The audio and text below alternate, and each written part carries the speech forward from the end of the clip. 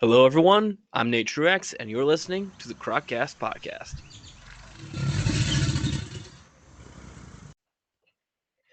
Hello, everyone. Welcome to the Croccast Podcast. I'm your host, Nate, and today I'm joined by JD of Slithering Oddities. JD, welcome to the show. Hi, how you doing? So, you want to tell us a little bit about how you first got into reptiles and kind of what led you up to this point?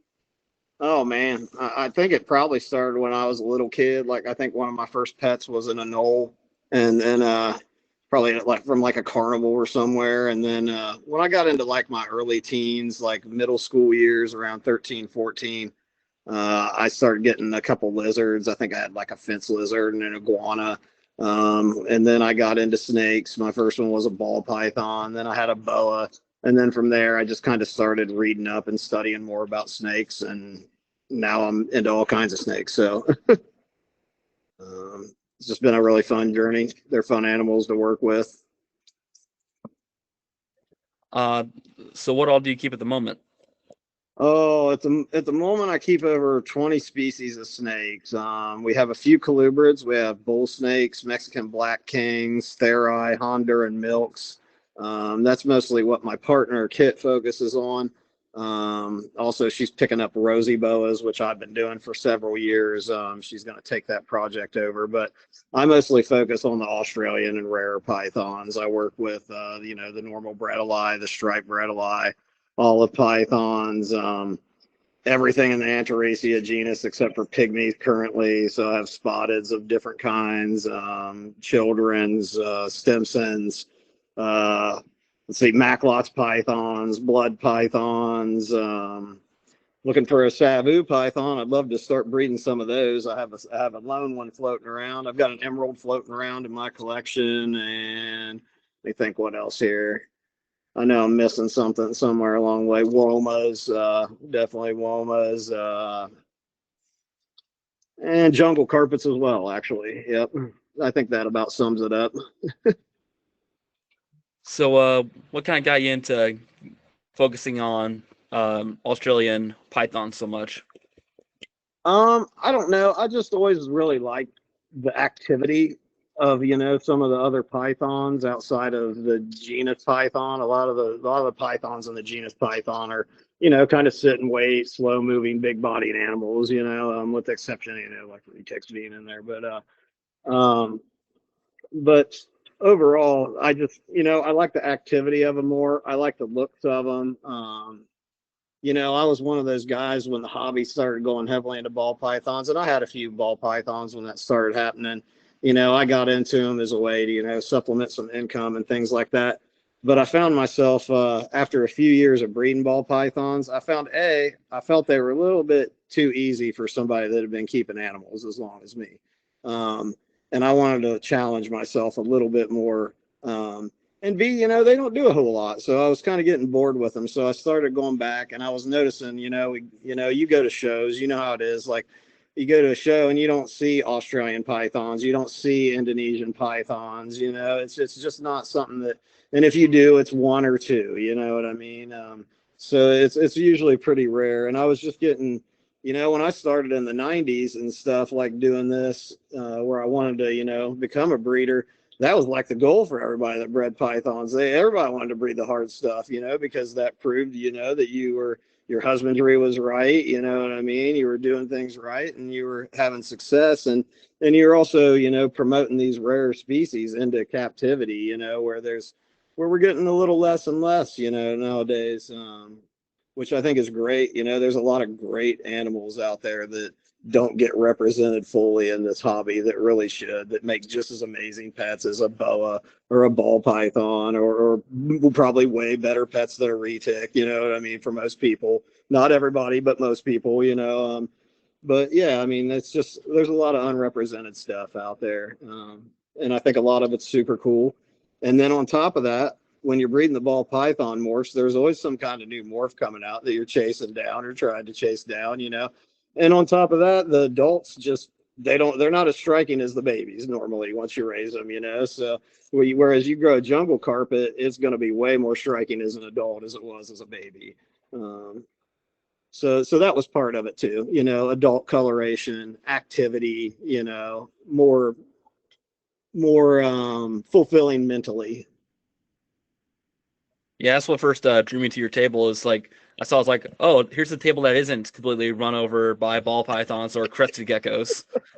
Yeah, Like, yeah. ah, And I it love did maniculture. for a second too, and that was a pain in the butt. Yeah, I especially like your striped Brettles. Those are really cool looking snakes. Yeah, I enjoy them a lot. I wish more people enjoyed them as much as I did. But they're great animals. The Brettles, especially, I find are like one of the most underrated pet pythons out there. They just turn into such like trusting adults, and it's just amazing to just handle a 7, 8 foot animal that's just as trusting as an adult Brettelii usually is. Yeah, I need to get back at Brettles someday, hopefully soon. Yeah. Like I'm So having one right now. Possible hypo stripe. She's been doing a lot of heat seeking. She's in a cycle and she's looking pretty swollen. It's a little late. Usually I have them by the end of June, but we'll see. We'll see what happens. yeah. Uh, so what are some other things that drew you to Brettles? Oh, Brettles. I don't know, man. A lot of it is books. Like I used to see them in books a lot, like the Barker's books or, Pythons in the World by like Walls and things like that. And then, I've been around the Columbus area most of my life. So like Don Hamper used to have some on his table from time to time. And actually that's where I got my original pair of stripes was from Don and Shay Hamper. And I really thought they were cool animals. And I talked to one of the people that worked for him at the time, and he was really into them. And I don't know. I thought they were pretty cool. I was even breeding my stripes when I was breeding the ball pythons, so I've definitely always had those around, and that's always been something I've been into. So I think they're an awesome pet, man, for a lot of people. You don't have to do a whole lot except just wait either, and they'll become an awesome pet for you. So speaking on the complete opposite end of the spectrum of being nice to handle, good and trusting, Antaresia. Uh, you want to talk about those little pocket Satans at You all? sure can because I just compiled a big like info sheet. Do you know Chad Gray? I don't believe I do. No. Okay, Chad Gray. He's trying to write a book right now on the breeding of all species of pythons, and I'm gonna do some contributing along with a lot of other people. So that's a cool venture I got going on too. But as far as Antaresia, I don't know, man. I used to read books. Everything I read said they were docile, and I've got like one docile Antaresia, and I have probably like 40 Antaresia. That's not a good ratio. That's not good. I mean, even out of the egg, I got little guys ripping into me and stuff. I don't know if it's a food. It can't be a food thing out of the egg. I think I don't know. They're just cranky little guys that are scared of everything. A bit of a Napoleon complex, I guess. They do. They do. So you mentioned you had the children's Stimsons and Spotteds, right? Yeah, and children. Oh, yeah, you said that. I'm sorry. Yeah. Uh, so have you noticed any differences between the three other than general physical appearance? Uh, Not a lot, man. Like diet, care, everything's pretty straight up. I think. I don't keep pygmies, but I'm guessing their care is right in line with the other three. They're pretty hardy little snakes. They don't need a lot of humidity to shed at all. You keep them that 90 hot spot, and they're going to be golden for you. Uh, I just they're great eaters. That's the one upside. Not always great handlers. I tell people, when I sell them, I try to warn people like this thing's probably going to bite you. You know what I mean? And usually it does, or I'll let it like get me first so they see it's not like bad, especially with baby Antaresia. There's zero blood involved there. So once usually they see that, they become a little comfortable. And I just tell them, I say, if you want this animal to be like a calm, nice animal, you're going to have to handle it like a lot. You're going to have to handle it a few times a week at least to keep it from gaining that overzealous food response. I have a male children eye that's just crazy. He'll just swing his neck back and forth trying to reach anything he can in front of him, behind him, just wants to eat you alive. Fantastic breeder. Take the upsides where you can get them. Yeah, absolutely. But that's not ever been something that's bothered me with snakes at all. I hook train stuff a lot, and I just use hooks usually to get around that. I don't get bit very often, but there's plenty of stuff that's willing to. Yeah, yeah, but one I got from you, she would always hang out in her water bowl, like always. It was big enough so that she had plenty of room to actually move around in it, just have her head poke out. It's like, I swear to God, she looked exactly like a little brown anaconda inside those things. Yeah. Yeah. So you also mentioned you have keep Woma pythons. You want to talk about care for those things? Wilmas, they're pretty good. I would say, it's a similar Carity or Antaresia. You're going to go kind of drier and about the same temperature range. With Wilmas, you're going to need some more space, though. You're going to need.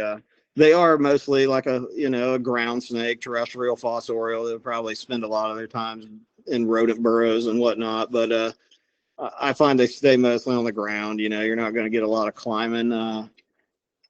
Terraform's pretty straight up. They're eating machines. When they're hungry, watch out. You know what I mean? Like they're super overzealous. I've had to catch womas that have flown out of like racks with rats in their mouths, and they're just super overzealous sometimes, and they try to munch anything. I've had a woma try to eat one of my baseball hats, but they just that's when they're hungry, they'll try to eat anything.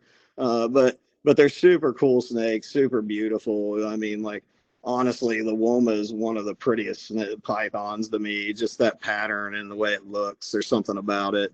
Blackheads too. They have that similar look, only it looks like their head was dipped in a black paint bucket. But yeah, super beautiful animals. Cares, they're pretty hardy too. You don't want to go super humid with them or anything. They're not a rainbow boa.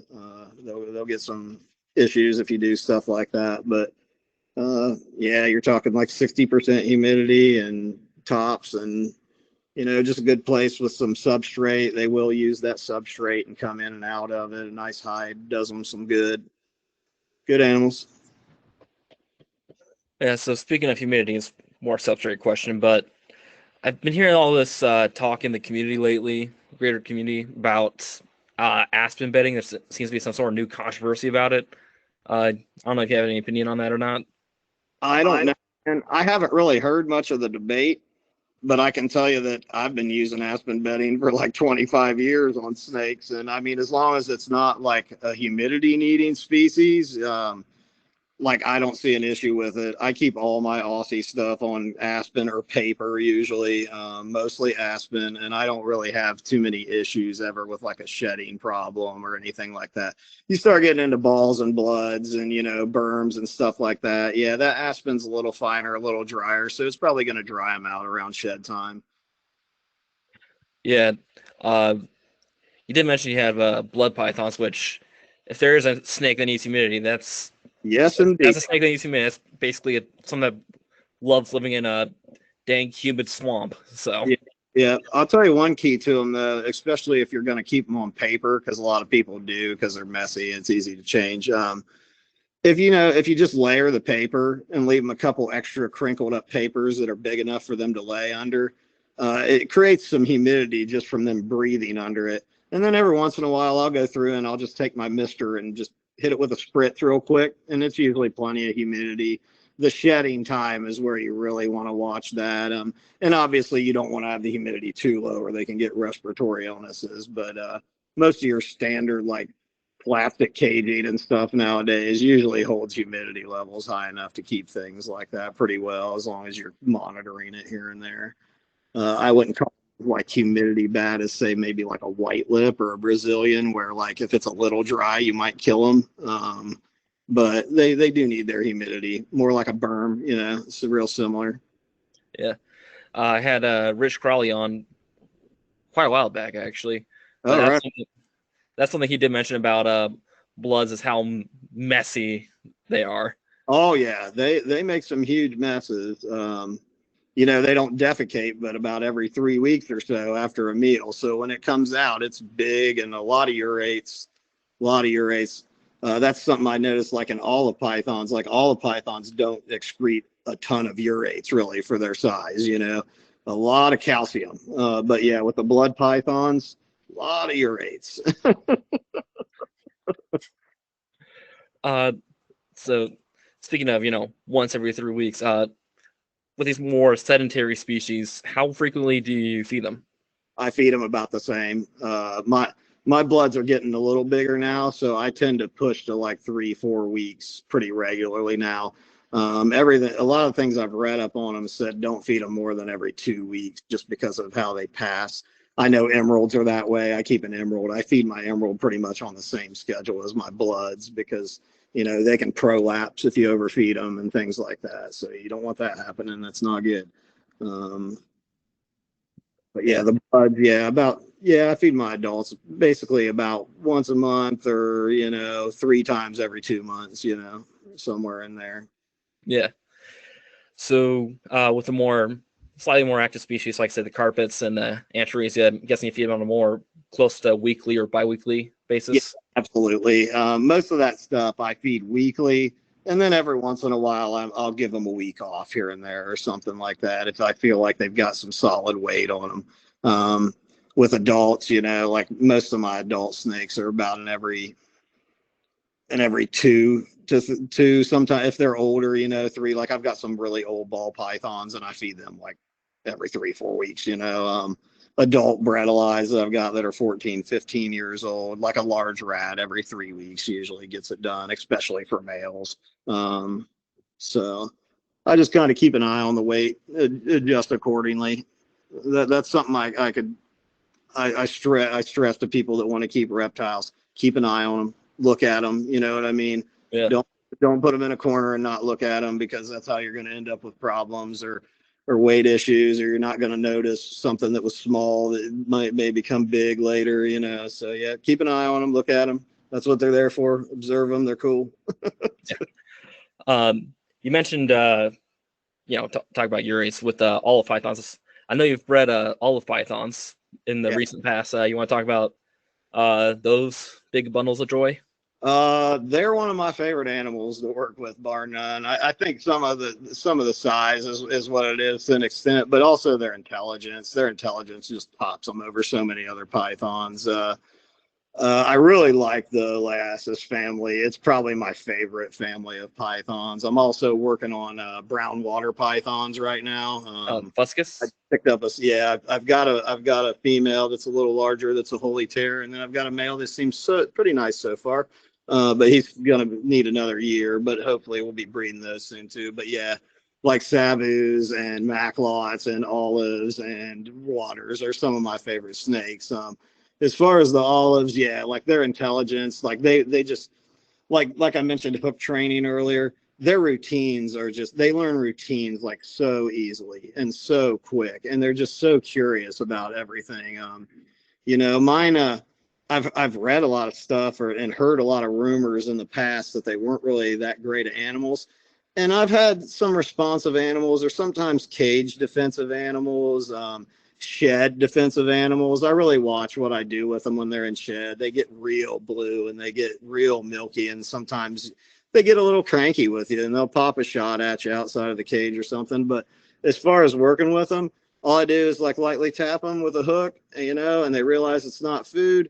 And I just go in and pick them up, man. And they're just, the more you work with an olive, like the more a pleasure it is, because they're just super smart, and they just pick up on things that I feel like some of the other species don't quite pick up on. Like I used to feed them. I do a lot of like cleaning when I feed, which probably a lot of people do, it saves some Yeah. time.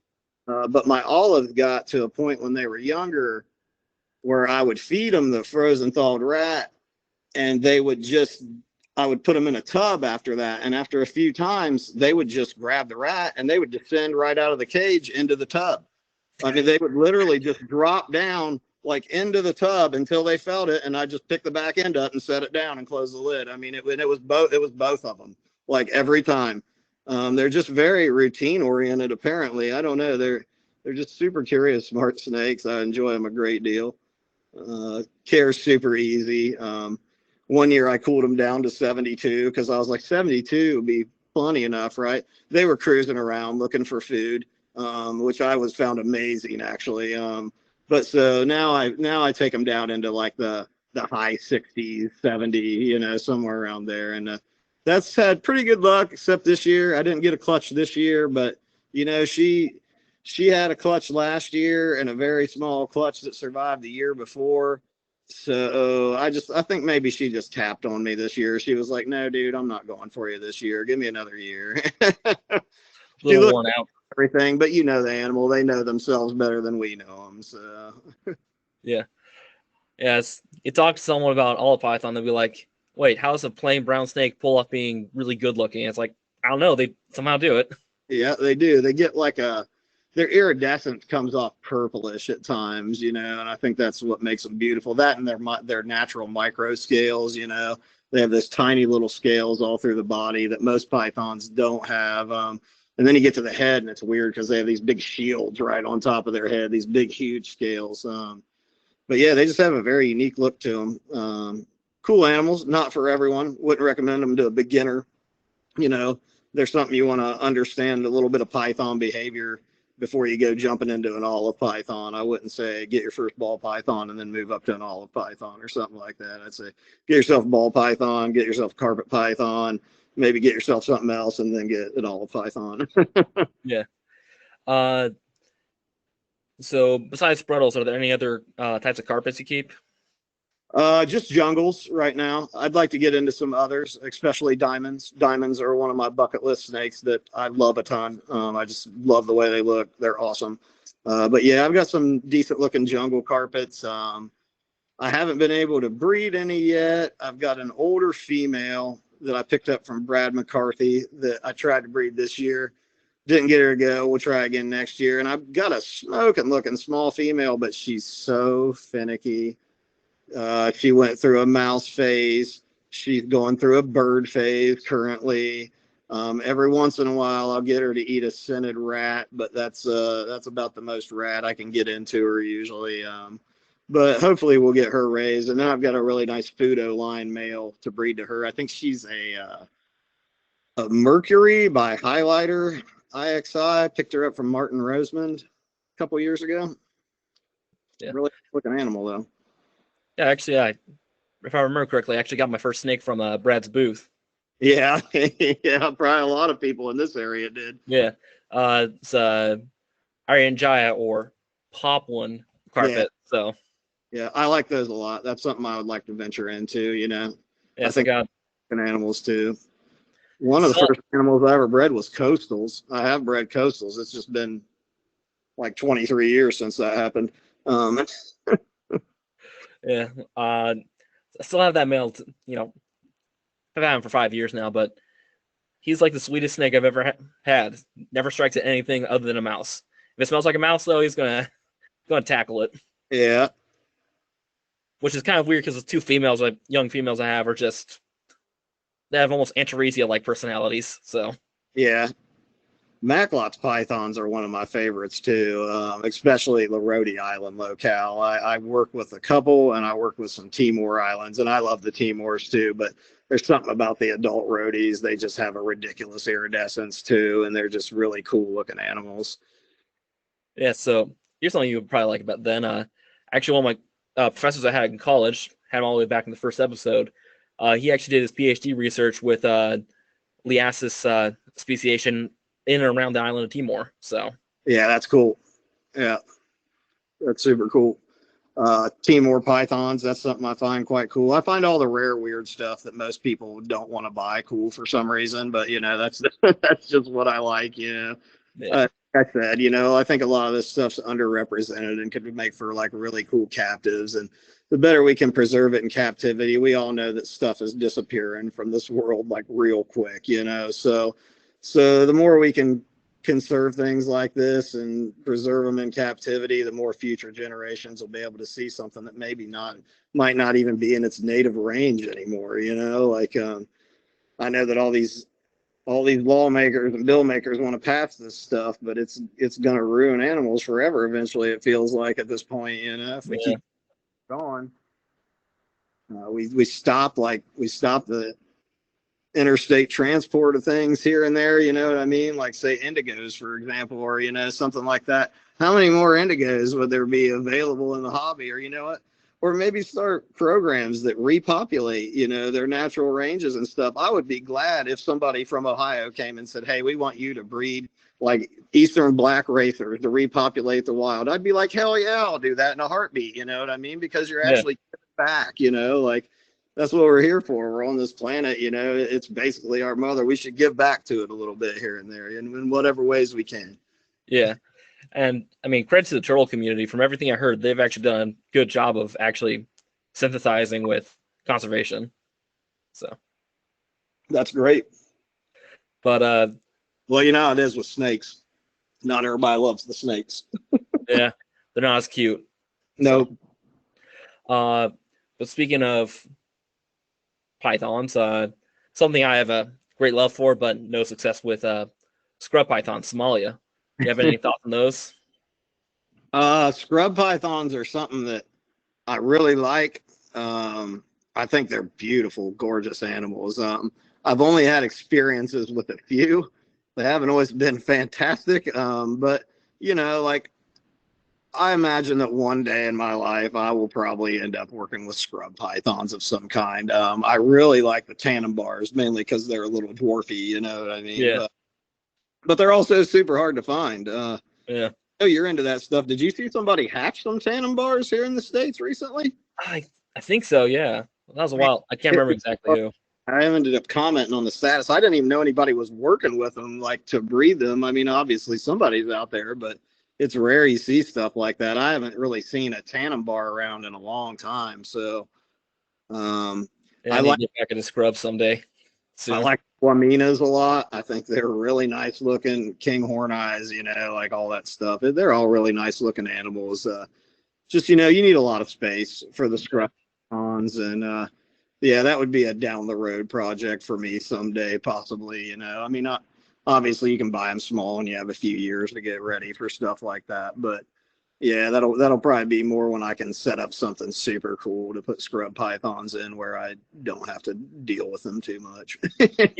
Yeah. Minimize the hand-on stuff. Set up something real nice and easy to clean, and maybe able to block off when you're cleaning in a couple areas if you have to. I've seen some that aren't too bad, you know what I mean? Like Yeah. they're just food reactive, and somebody was asking me about them at the Columbus show yesterday, and I said, well, think about it, man. I said they're a 16-foot long tree snake. I said, how do other tree snakes usually react, whether it's Asian rats or green tree pythons or emerald trees or Amazons? They're usually a little reactive from time to time, So That's the perfect description for them, but 16-foot Amazon tree boa. yeah. I mean, exactly. These snakes, they live up in trees. It's a perilous nature. If something messes with you, you might drop to the floor. So they're probably a little edgy here and there, Yeah. They are though. That's what they remind me a little bit of. I like to get into some white lips as well. There's another snappy species. Bismarck ringed pythons are one of my bucket list animals. Yeah. Python that looks like a South American coral snake almost. Yeah. Man, I remember in the 90s at like the Columbus shows, Bismarck ring pythons were like $55 a piece, and people couldn't give them away. The babies were great, but all of them turned muddy brown. And now you got these people that have worked with them enough that there's lines that they retain some of that bronze orange, and Yeah.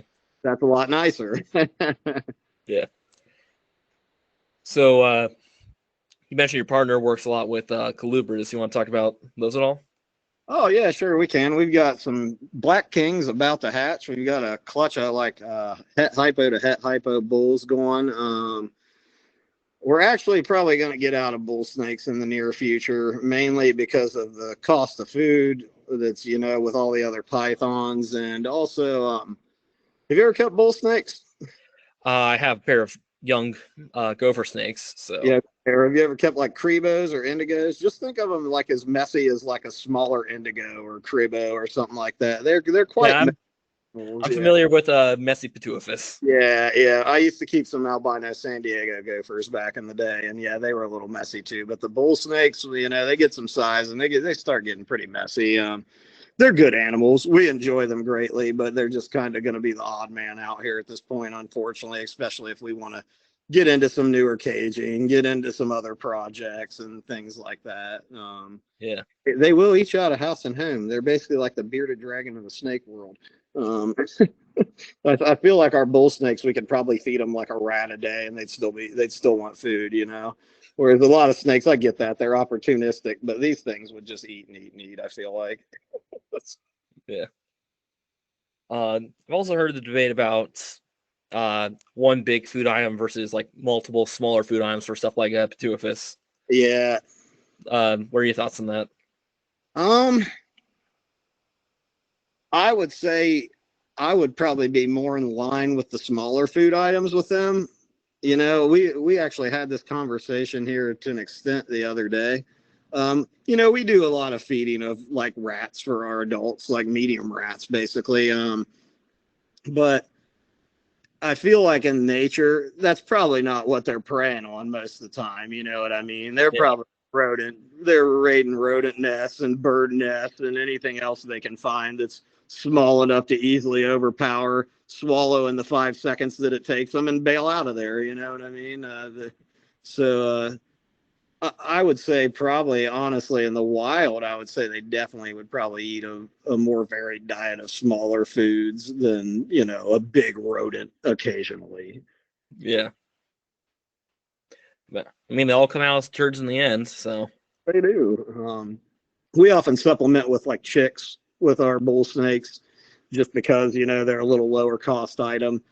But you're going to pay the price on the other end too when that all comes out, and it's going to be an even messier cleanup at that point. So, but they do a little. They don't do real bad with them. I'd say it's just a little messier. I mean, with a bull snake, how much messier is messier? So Yeah, exactly. Yeah, that's something I noticed. I never really kept a lot of colubrids. I kept like a cow king for a little while, a few years back in the day. But I've mostly always been a python boa guy. But when she got into the colubrids, man, I wasn't used to like the stool, man. Like it's a whole different world than keeping pythons. Pythons crap, and it's basically like a dog or one of us or something like that with some extra calcium involved in there, you know. But man, these freaking Hondur and milk snakes and bull snakes, man, when they go to the bathroom, watch out. It's smelly and messy, and looks I like the bathroom scene from Daddy Daycare. I had to clean out a Hondurans enclosure at a show one day, and a good friend of mine that's known me for like 30 years was next to me. I said, "Man, I had to clean out a Honduran. I almost threw up earlier." He's like, "You almost threw up?" He's like, "That must have been bad."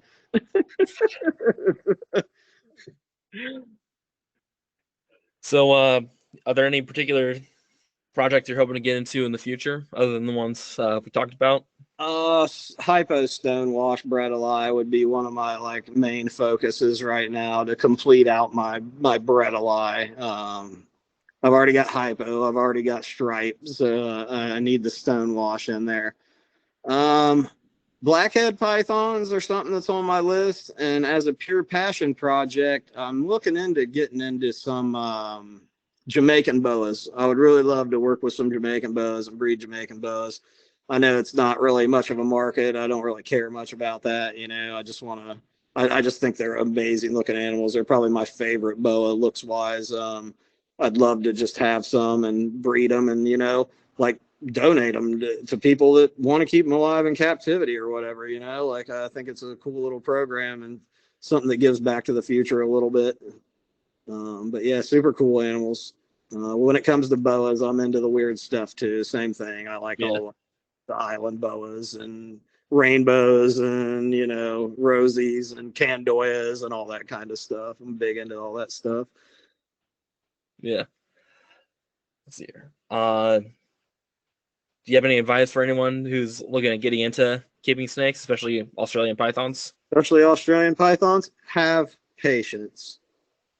Patience is going to be your biggest key with Australian pythons. I've heard so many people over the years talk about how nasty this species or that species or this species is, and most of them are not. If you learn your python behavior, if you use your tools, if you know if you're doing the right things with them, you're feeding them the right ways, things like that, um, you're not going to have big issues out of them once they become an adult. Just teach them when they're young, try to avoid their snappiness, try to blow it off. Try to end, if you're going to handle them and you got a bitey animal or something, try to end all your sessions on a positive note. Don't let it bite you 4 times and then put it right back down. You're just basically approving its behavior there. But yeah, the biggest thing is just be patient. I would say that could be said for most python genus overall. Not everything is as calm as a ball python out of the gate, and even little ball pythons aren't all that calm most of the time.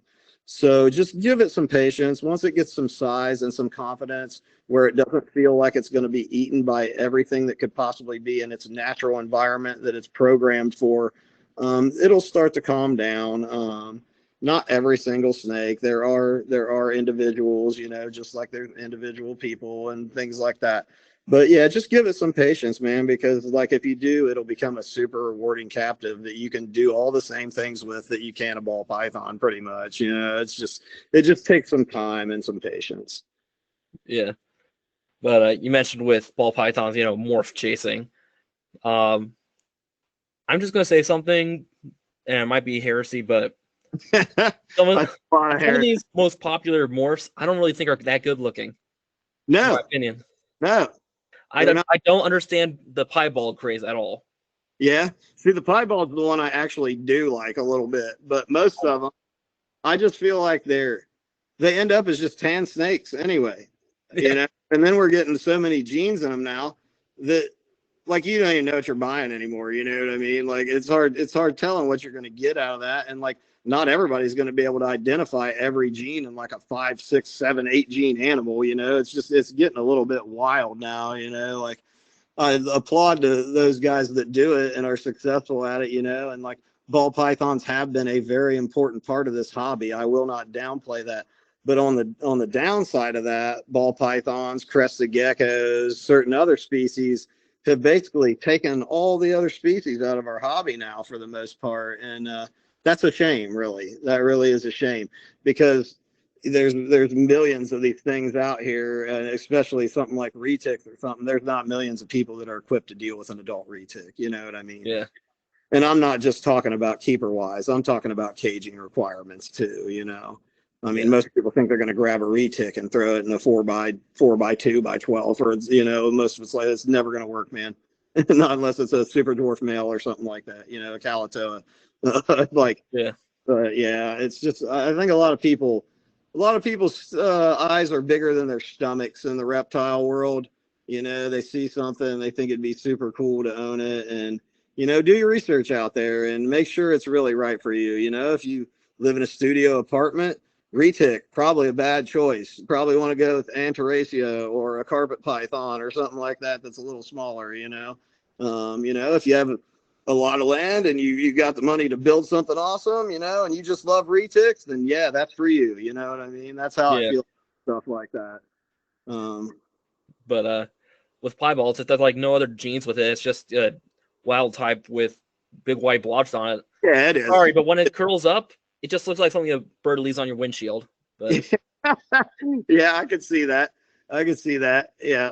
I think it's just such a striking thing for people when they see it a lot of times. That's what it is. But yeah, as far as the other morphs, I mean, I was breeding like pinstripes and pastels and cinnamons and lessers and all this stuff. And they all just basically look like a different shade of tan. You know what I mean? I remember like seeing the super stripes come out and like seeing a baby, and I was like, oh, that thing looks pretty cool. And then I remember seeing somebody selling an adult at a show, and I was like, that's an adult super stripe. I was like, no thanks, I'll just go ahead and pass on that for now. Just a lot of stuff like that with the balls. And that's what people don't understand. Like, some of them keep some color, don't get me wrong, but nothing's ever going to be as contrasting as a bright yellow and black jungle carpet, or nothing's ever going to have the colors of a diamond python, or like, say, a colored Amazon tree boa, or an emerald, or a green tree. Like, those things just have strong, vibrant, striking colors.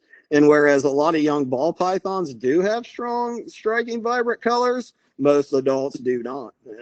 That's the sad reality of it. Your morph is probably not going to look better with age. Yeah. See here. Is there anything else you want to talk about? Oh, that's up to you. If you got more questions, I'll answer them. I mean, but yeah, talk about diamonds. I do have a adult female diamond, Do you? and yeah, and she's big. She's big. But I have a friend Andy. Yeah, you might know him, Andy Vick. Sounds familiar, man. Usually he's at the Serpents and Salamanders booth. Oh, okay. Yeah. Yep. Yeah, he's a pair of young adult diamonds, and I was like, this past winter, I was like, hey, maybe I could send my female over to you since you have a male, see what happens. It's like, okay. Then we get there and we looked in and saw what his pair looked like, and it's like, oh, yours are much more brightly colored, but they're also a lot younger, noticeably a lot smaller, like half the size. So he told me it's like one time he told me that one time I tried putting her in and she just did not want to have anything to do with the male whatsoever, and physically let him know very well. So. Oh yeah. Yeah, I haven't had the chance to work with them. I like Ron Hatcher. I don't know if you know him, but I set up next to him somewhat frequently. I'm always trying to like get him to let go of his diamonds to me. I'm like, you ready to get rid of this diamonds yet, Ron? You ready to let go of this? And he's like, nope, not doing it. And I had a guy, he built me some cages. He offered me a pair of diamonds a little while back, and like, of course I'm there picking up cages and already like forking out some money to him. Like, I don't have anybody to buy those right now, and I wished I would have, and I think he ended up selling them to somebody else. But I think he wanted like $2,000 for the pair. I mean, they were pure diamonds, and it was reasonable, but I just forked a little bit of money for some caging, so I couldn't quite afford it at the time. Yeah, 2,000 for a pure pair. That sounds just about market price. Yep. I'm seeing Morph Market. They're asking 12 a lot nowadays, somewhere around there.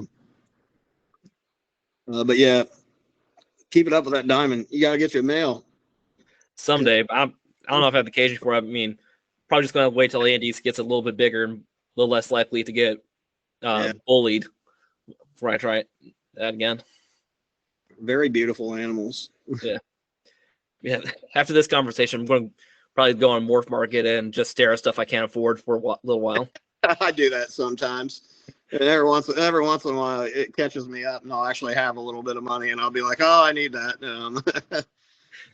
Just look at Morph Market, going like, "How much are lottery tickets again?" The last thing I bought off there was my male Fuscus. I bought it from William Philippek, TJW Exotics. Super clean animal, super awesome animal, super easy to work with. Yeah, I know he's got a lot of inland reptile line stuff, kind of like, I've got a few inland reptile line things myself. But yeah, super good guy, breeds a lot of weird stuff, weird pythons like I do, he's got all kinds of stuff. He's even got like Sri Lankan pythons, and yeah, he likes it all. I did hear that like banded pygmies were in the country now, like the banded form of the anthill. Have you seen those? I just remember seeing on Morph Market just for the longest time a pair of anthills for sale. Yeah, these are a little different. They're the banded pygmies, which I think I'm not sure. I'd have to look it up. I feel like it's a subspecies or something, but they're a lot more contrasting than your standard pygmies. They have like black banding around them. They're pretty cool looking animals. Yeah. So, final question. What is your favorite reptile, both that you currently have and just all time? Ooh, favorite reptile that I currently have is probably my Rhode Island Macklaws python. But my favorite reptile of all time will probably come as a bit of a surprise because it's a Gila monster. And I do not have one. That's something that I would love to have one day, but I am planning to move to New Mexico one day where I cannot own Gila monsters, so I might just have to settle for beaded lizards or something at that point. Yeah. I do need to get into Heloderma someday. Yeah, I think they're really cool animals. They're kind of like little mini monitors with some venom, And a bit slower metabolism. So yeah. Monitors are something I enjoy greatly too. I don't own one currently, but I've owned several over the years. So I think they're super intelligent, awesome lizards. Except I hate Niles. Well, this has been a lot of fun. Yeah, yeah, it sure has. Yeah, well, guess I'll see you next time at the Columbus show. Yeah, sounds great, man. Thanks for having me. I appreciate it. I'm always happy to spread information about these awesome animals. Yeah, it's been my pleasure. Yeah, thanks, dude. Bye.